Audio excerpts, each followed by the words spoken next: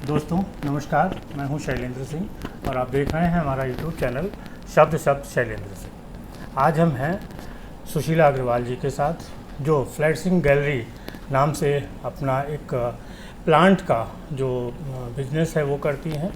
Plant की जब बात होती है तो हमें लगता है कि सिर्फ पौधे लगा देना ही बहुत होता है, लेकिन ऐसा नहीं है। हमने आज देखा कि किस तरीके से सुशीला जी ने प्लांट के साथ में जो खिलौने हैं जिनसे बच्चे खेलते हैं उनको यूज़ किया है। बोनसाई भी हैं और बहुत सारे नॉर्मल पौधे भी हैं जिनके ज़रिए हम अपने घर को हरा भरा दिखा सकते हैं, ग्रीन दिखा सकते हैं। पिछले कई सालों से समाज में पर्यावरण के प्रति चेतना जगी है और उस चेतना का ही एक हिस्सा है कि हम लोग हरियाली देखना पसंद करने लगे हैं। बहुत सारे ऐसे भी घर हैं जहाँ इंडोर पौधे होते हैं। फ्लैट सिस्टम भी लखनऊ में है जहाँ आप नॉर्मल ज़मीन पे पौधे नहीं लगा सकते। तो उन लोगों के लिए ऐसे जो गार्डन बनने लगे हैं वो बहुत उपयोगी हैं, क्योंकि वो कमरे में यूज़ कर सकते हैं। आप कहीं भी किसी भी कमरे में आप उसको सजा सकते हैं। और ऐसे पौधों को जब टॉयज़ के साथ, फाउंटेन के साथ या थीम के साथ तैयार किया जाता है तो एक अलग ही लुक देते हैं। तो चलिए इस पे बात करते हैं सुशीला जी से, और हम आपको ये दिखाएंगे भी कि उन्होंने कैसे इन चीज़ों को तैयार किया है। दोस्तों ये देखिए सुशीला जी की जो पौधों की दुनिया है उसको उन्होंने कितनी खूबसूरती से सजाया है और उसको थीम के हिसाब से रखा है। अब सुशीला जी थोड़ा सा इसको विस्तार से बताएंगी कि किस पौधे को कैसे सजाया है और क्या थीम रखी है। दोस्तों पौधे हम जब लगाते हैं तो जब हम टेबल पॉट में एक पौधा लगा देते हैं तो वो भी खूबसूरत लगता है, लेकिन उसके संग अगर हम कुछ टॉयज़ को थीम के संग जोड़ देते हैं तो वो एक अलग ही रूप लेके आता है, जो कि हमारे गार्डन को और ज़्यादा इन्हेंस करता है। यहाँ पे मैं आपको कुछ थीम्स डिस्प्ले कर रही हूँ जो मैंने अपने लिए सेट करी हैं। ये देखिए फेरी थीम सेट कर रखी है मैंने, फेरी गार्डन हम इसको बोल सकते हैं। और ये हमारा एक छोटा सा प्यारा सक्लेंट गार्डन है जो मैंने आर्टिफिशियल प्लांट्स के साथ सेट किया है। सक्लेंट्स को आर्टिफिशियल करने के पीछे मेरी ये वजह है कि चूँकि हमारे यहाँ का टेम्परेचर इतना हाई रहता है कि उसमें हम बचा नहीं पाते हैं, तो ये बिल्कुल उसको रूप को इन्हेंस करके हमें अच्छी ब्यूटी दे रहा है। ये हमने अपने सिंगोनियम को दिया है कि हम विलेज थीम पे गए हैं। आप देखिए कैसे लेडीज़ विलेज के आगे बैठ करके अपना सूप से पटक रही हैं, वो अपनी चट्टी पीस रही हैं। इस तरह से पूरा विलेज थीम पे हम आ गए हैं। ये हमारा जैन गार्डन है और इधर हम देखिए हम हमारा ये विलेज ये फॉरेस्ट थीम पे हमने अपने प्लांट को सेट करा हुआ है। ये फाइकस प्लांट है जिसको बहुत कम पानी में भी सरवाइव करेगा। फॉरेस्ट में जैसे पानी नहीं भी है तो इस चीज़ को भी हम लोग देखते हैं कि कौन सा प्लांट लगा रहे हैं उसके संग हम कौन सी थीम दें। तो फॉरेस्ट फाइकस के संग हमें कोई दिक्कत नहीं है। और आप देखिए कैसे हमारे लेपर्ड जी झांक रहे हैं, डियर को खाने के लिए बेताब है, सोच रहे हैं कि वो बस में झपट्टा मारूं दौड़ करके। और रैबिट्स अपना जैसे कि फॉरेस्ट में हलचल करते रहते हैं वो हलचल कर रहे हैं। तो इस तरह से कुछ थीम के संग जब हम अपने उनको सेट कर देते हैं। ये देखिए एक पार्क में दादा दादी टहलने गए थे, वहाँ बेंच पे आराम से अपनी स्कूटर पे गए और आराम से वहाँ बैठ करके बुक का आनंद ले रहे हैं, पढ़ रहे हैं। पीछे से किटी उनको झांक रही है। तो इस तरह से कोई भी थीम लेकर के हम अपने प्लांट्स को और अच्छा इन्हेंस कर सकते हैं। अभी हमने इतने थीम गार्डन्स देखे थे, तो उन थीम गार्डन्स के संग में जो हम टॉयज़ यूज़ करते हैं अभी हम आपको वो दिखाएंगे। अब इस बीच में हम आपको दिखाते हैं कि बड़े बड़े प्लांटर जो आजकल हमारे बड़े बड़े गार्डन्स होते हैं और उनमें हम अगर इस तरह की कुछ चीज़ें रख देते हैं तो वो गार्डन में दूर से ही दिखाई देती हैं। तो ये कुछ प्लांटर्स हैं हमारे अलग अलग स्टाइल में। ये आजकल नॉर्म्स का भी बहुत ज़्यादा हो रहा है, गुड लक नॉर्म्स कहलाते हैं। तो ये कुछ डेकोर आर्टिकल भी हैं। पैरेट है हमारा, पैरेट तो वैसे भी घर के लिए एकदम शुभ माना गया है ना। तो वो है बर्ड हाउसेस जो कि हमारी बायोडाइवर्सिटी के लिए, हमारी गौरैया को बचाने के लिए बहुत ज़रूरी है। तो ये हम रखते हैं। और ये भी डेकोर आर्टिकल के पार्ट हैं।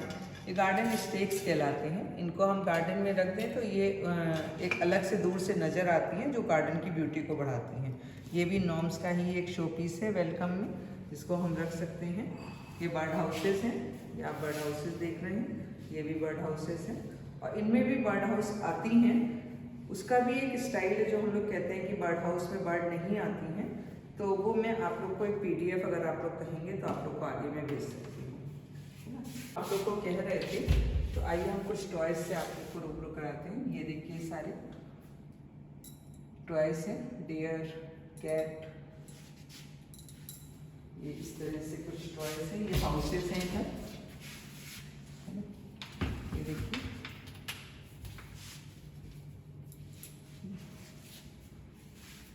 कुछ डेकोर आर्टिकल, कुछ टॉयज। सुशील जी, बहुत बहुत स्वागत आपका। धन्यवाद। कैसे शुरू किया था आपने इस काम को? सर, काम शुरू करने की अगर बात करेंगे तो गार्डनिंग का शौक़ मैं शुरू से रखती थी, और नॉट शादी के बाद, शादी से पहले भी मेरे घर में गार्डन था। वो छोटा सा था, ऊपर था, वही जैसे अभी आपने कहा कि लोग छोटी सी जगह में भी गार्डन बना सकते हैं। तो पहले के घरों में टेरेस पे क्यारियाँ बन जाती थी, तो हमारा पुराना घर था, उसमें ऊपर टेरेस पे क्यारियाँ बनी हुई थी। तो हम लोग, शैलेंद्र जी, 2 थालियाँ डेली देशी गुलाब तोड़ के लाते थे, क्योंकि मेरे पिताजी को गुलाब के साथ पूजा करना बहुत पसंद था, और मेरी उनसे बहुत लड़ाई होती थी कि आप सारे फूल तोड़ के ले आते हैं। तो वो एक गार्डनिंग का शौक़ तो मुझे तब से ही था। धीरे धीरे करके शादी हुई, यहाँ पे भी गार्डन जब मिला तो मुझे लगा कि मुझे अपनी मनचाही चीज़ मिल रही है, तो मैंने काम करना शुरू किया। शौक़ है, धीरे धीरे कहीं ज़्यादा परवान चढ़ गया। 2014 में मैंने बोनसाई की क्लासेस ज्वाइन करी। अच्छा। और वहाँ से मुझे थोड़ा और शौक़ डेवलप हुआ। अभी तक प्लांट्स रखती थी, अब उनको थोड़ा शेप देने का शौक़ जागृत हुआ, तो वहाँ से थोड़ा बोनसाई की तरफ मुड़ी। देन 2020 में मेरे बच्चे दोनों बाहर जा चुके थे, और मेरी डॉटर ने मुझे मोटिवेट किया कि मम्मी, अब आप खाली रहती हो, अपने जो आपका पैशन है उसको थोड़ा सा अपने बिज़नेस बनाओ, उसको उसके संग जोड़ो। मैंने कहा, बेटा मेरे से बिज़नेस नहीं हो पाएगा, लेकिन उसने मोटिवेट किया, और आज मैं ये रूप ले चुकी हूँ। शहर में काफ़ी लोग मुझे अब जानने भी लगे हैं। कैसे ये जब शुरुआत की, तो एक तो मैंने देखा कि पौधे हैं, पौधे के बाद सजावट है टॉयज की, तो ये कहाँ आपके दिमाग में कैसे आया कि अगर सजाएंगे तो ज़्यादा खूबसूरत लगेगा? कहीं ना कहीं कुछ हम लोग देखते हैं तो फिर उससे ज़्यादा उसी से मतलब हमें मिलता है। ऐसा तो नहीं कि हम बॉर्न सीख के आते हैं, तो सीखता तो इंसान हर एज पे, हर उम्र पे रहता ही है। तो हम लोग भी जब देखते थे, आजकल फेसबुक और सोशल मीडिया एक बहुत ज़्यादा इस चीज़ के लिए हो गया है, तो सोशल मीडिया पे बहुत सारे पेजेस को फॉलो करती हूँ, तो उनमें जब देखती थी, अरे भाई इसमें ये लग कर के ये बहुत सुंदर लगता है, तो मैं खुद ऑनलाइन बहुत मंगाती रहती थी पहले अपने लिए पर्सनल। तो वही उसी शौक़ को देख करके मेरी डॉटर ने मुझे मोटिवेट किया था कि मम्मी, आप जब ये सब करती रहती हो तो थोड़ा सा इसको बिजनेस में कन्वर्ट करो। तो एक तरह से वहीं से सीखा, और फिर धीरे धीरे ये रूप लिया। क्या रिस्पांस रहा लखनऊ वालों का आपके साथ? मैं सर ऑनलाइन बेसिस पे करती हूँ, तो नॉट ओनली लखनऊ, मेरा ऑल ओवर इंडिया का काम है, कहीं पे भी मैं भेज देती हूँ। कोई भी मतलब मुझसे, मेरा अपना इंस्टा पेज है, उसको फॉलो करे, और फ्लरिशिंग गैलरीज बाय एस के नाम से इंस्टा पेज है, तो उस पर फॉलो करे और उससे मुझे ऑर्डर करे, तो मैं ऑनलाइन भेज देती हूँ।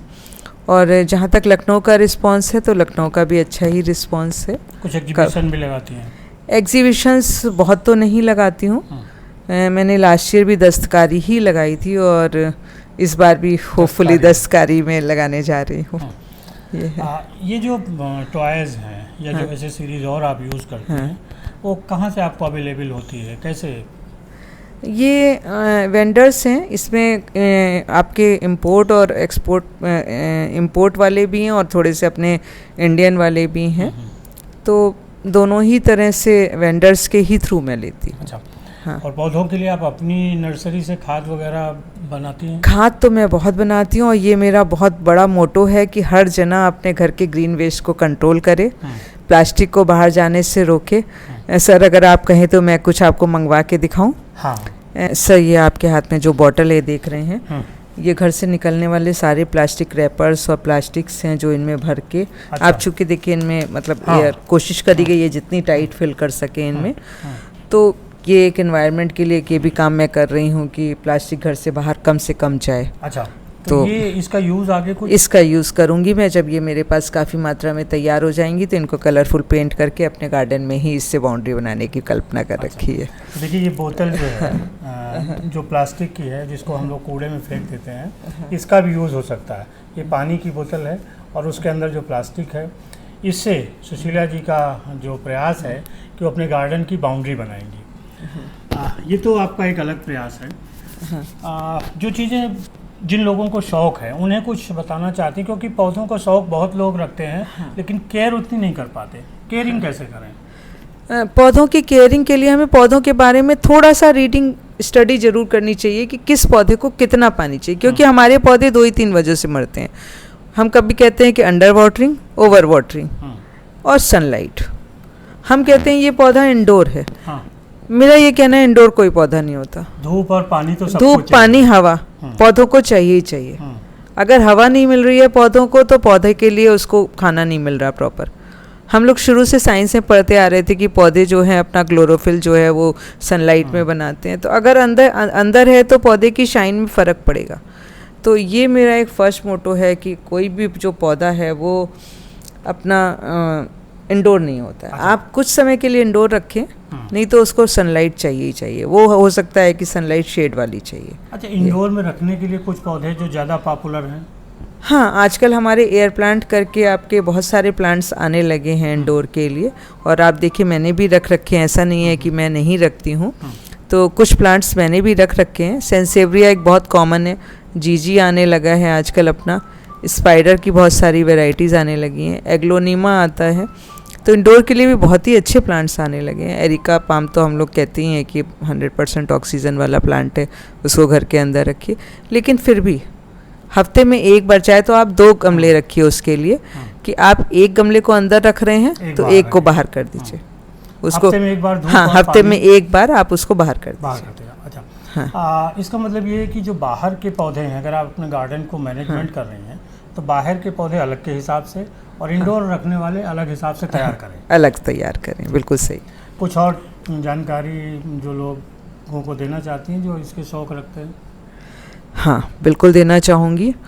मैं इस समय एक बहुत बड़ा मोटो लेके चल रही हूँ कि अपने घर से निकलने वाले कूड़े को बिल्कुल कंट्रोल करें। अगर हम अपने घर में तैयार खाद को अपने पौधों में देंगे तो उसकी रौनक ही अलग होगी। तो ग्रीन वेस्ट को कंट्रोल करने में हम बहुत फ़ायदे हैं। एक तो हम प्लांट को बहुत अच्छी खाद दे पाएंगे, हमारा खाद का इन्वेस्टमेंट कम हो जाएगा, प्लस हम जो अपने घर के कूड़े को बाहर फेंक करके अपने शहर में कूड़े की जो जहाँ पे भी कूड़ा डंप होता है उस जगह को जो मीथेन गैस जो कि सबसे ज़्यादा जहरीली गैस है उसका एक पार्ट दे रहे हैं, उसको रोक सकते हैं। तो इनडायरेक्टली हम उसमें भी अपना सहयोग कर सकते हैं अगर हम कंपोस्टिंग घर में करें, अपने घर से निकलने वाले कचरे को कंट्रोल करें। कचरे से खाद बनाइए, उससे गार्डन को यूज़ करिए, उससे गार्डन को महकाइए, सुंदर बनाइए। हाँ, शहर को भी प्रदूषण मुक्त रखिए। हाँ। यही अभियान है और यही हरियाली लाएगा। तो बहुत शुक्रिया सुशीला जी आपका, और सभी साथियों आपका भी बहुत शुक्रिया। आपने वीडियो देखा, आपको ज़रूर कुछ चीज़ें पसंद आई होंगी। अगर आपको जुड़ना है तो सुशीला जी के इंस्टाग्राम पर भी जुड़ सकते हैं, उसका लिंक मैं आपको डिस्क्रिप्शन में दे दूँगा। एक बार फिर से बहुत धन्यवाद।